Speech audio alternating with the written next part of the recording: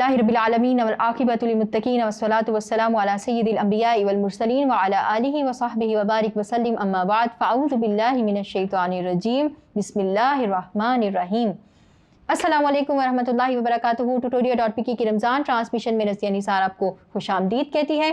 जैसा कि हम रमज़ान मुबारक के हवाले से मुख्तलिफ मौज़ूआत को डिस्कस कर रहे थे, इसी हवाले से हमने माह रमज़ान और ज़कात के मुतालिक जाना।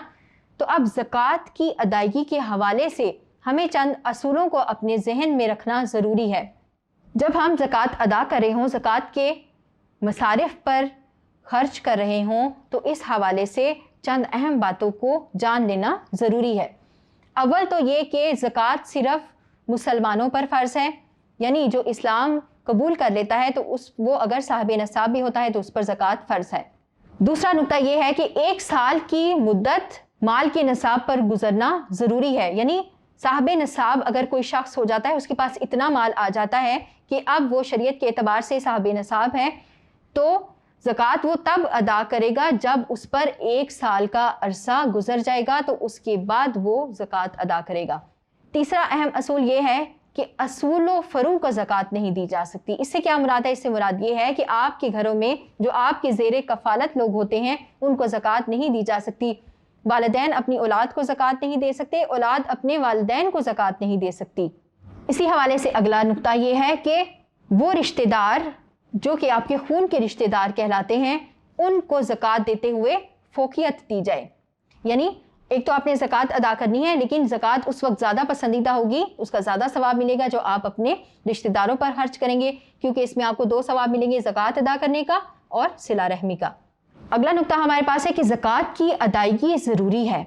ख़ा आपको अपनी बस्ती में कोई मसरफ़ उसका नज़र ना आए, कोई फ़कीर मिस्कीन नज़र ना आए, तो ऐसा नहीं कि अब आप पर ज़कात लाजिम नहीं है, बल्कि दूसरी बस्ती में आपको कोई अगर मिलता है तो आप उसको ज़कात अदा करेंगे, या आप अपनी हुकूमत को दे सकते हैं कि वो अपने आपके मुल्क में मौजूद जो लोग हैं उनको ज़कात अदा कर दें।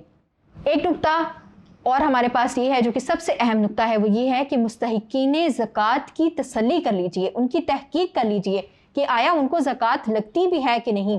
कहीं ऐसा ना हो कि आप यूँ मांगने वालों और माफिया वालों को ज़कात देते रहें, बल्कि ज़कात देने के हवाले से आप अच्छी तरह तहकीक कर लें कि ज़कात लेने वाला शख्स उसका मुस्तहिक भी है कि नहीं।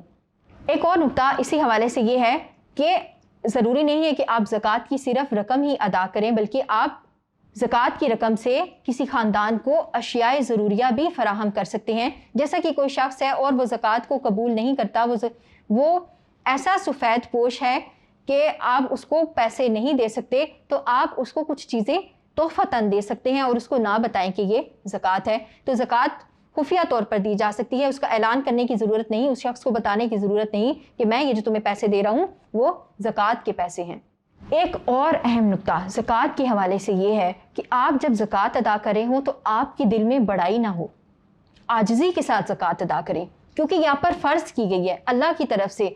जो माल आप दे रहे हैं वो आपका माल नहीं है, वो अल्लाह ने आपके माल में गरीब का हिस्सा रखा था जो आप अदा करने जा रहे हैं। तो होता क्या है हमारे माशरों में कि ज़कात अदा करने वाले जो लोग होते हैं वो ख़ुद को बड़ा तसव्वुर करने लग जाते हैं, और जिनको ज़कात अदा करते हैं उनको छोटा समझते हैं, उनकी दिल आज़ारी करते हैं और पैसे देकर उनको जता देते हैं, और ये समझते हैं कि वो उनके एहसान के बोझ तले दब गए हैं।